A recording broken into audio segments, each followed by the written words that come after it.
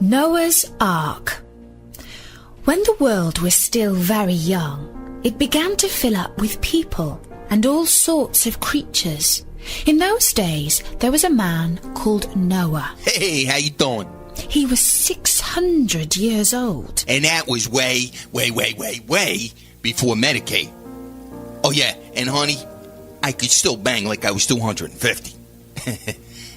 I just wanted to put that out there, just in case somebody wanted to add it to my wiki page. Carry on. Noah was hard-working, honest, and loved God with all his heart. Me and G.O.D., we were like this. However, the whole world had become very mean and evil. Oh yeah, they fucked up bad. Everyone was lying, cheating, and stealing.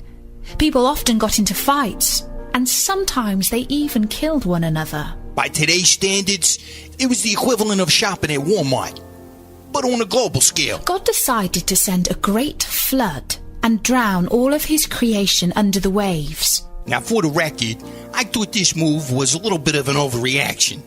But hey, he's the dude that signed my checks. So God told Noah, "You must build a huge boat out of gopher wood." Gopher wood. Could you believe this? Out of all the kinds of wood I could use, he wanted gopher wood. I mean, it's not like I could take a quick run down to Home Depot. It was to be called an ark. It was to have a great door, just one window, and 3 floors inside. Believe you me, I kept suggesting that we put in at least 2 windows, to get like a nice cross breeze thing going. But you know how those almighty types are. It's either my way or the hell way. They got hard heads. He insisted on 1 window. The boat was as big as a cruise ship, but not that nice, of course. No, but, look, we had shuffleboard and a dance contest every Friday night. Next, Noah was to tell his family to come and live in the ark.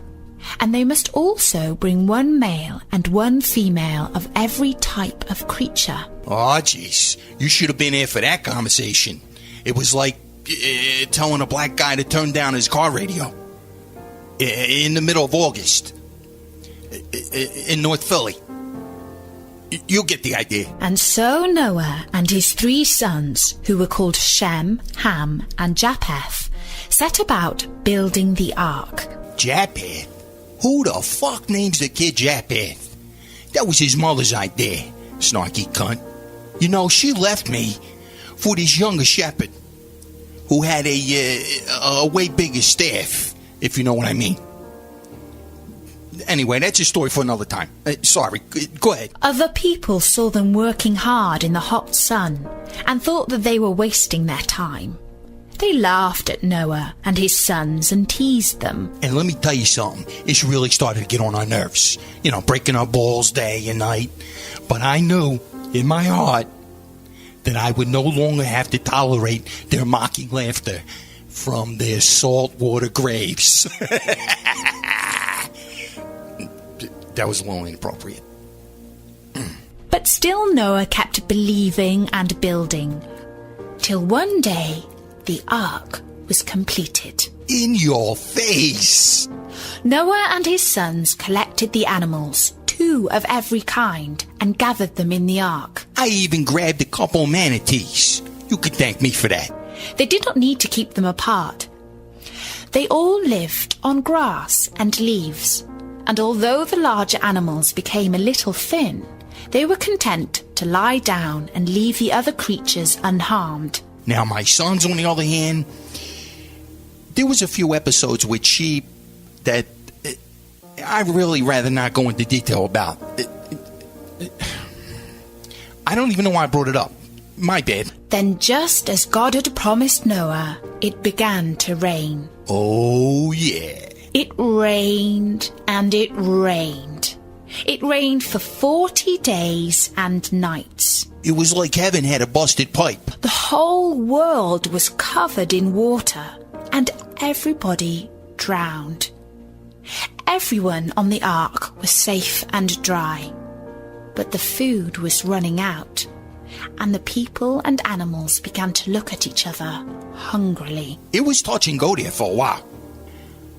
I don't know if you've ever been gawked at by a boat jam-packed with famished animals. I felt like a Grand Slam breakfast. It was a very unsettling experience. Now, on the other hand, I was more than in the mood for some camel jerky, but I had a job to do.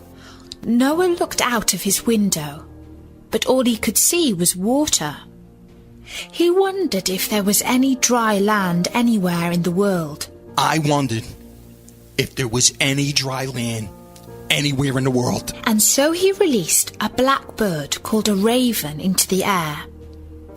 But the raven could not find any land or trees, and it flew back to the ark. Stupid fucking bird. A week later, he sent out a white dove, and she did not return. So he knew that she had found a dry place to live. And was probably boning down with some pigeon. You know how they are. Everyone on board the ark celebrated, because they were all longing to leave the ark, which, to tell you the truth, was becoming rather smelly. Smelly? Well, that would be an understatement. I mean, we tried a few scented candles here and there, but a lifetime supply of Febreze couldn't eradicate the fumes emanating from that menagerie of private part odors and the byproducts thereof. And it happened that after a year, a month and a day, Noah opened up the ark, and he and his family and all the creatures stepped out onto dry land. Stretching above the sky was a beautiful rainbow. It was beautiful. And God said to Noah, "I have placed a rainbow in the sky as a sign of a promise that I will never destroy the earth and its creatures by a flood again." And then I thought to myself, being an endless supply of positivity, if not a flood, then what next? Talk about work-related stress. So go forth, have children, and fill up the earth again. And that's exactly what Noah and his family did. Yeah, we did a lot of fucking. Now, every time a rainbow appears in the sky, it is a reminder to all of us of the promises God made and the great faith Noah had to believe. Hey, let me ask you something. You sound like that chick from Skype. Is that you?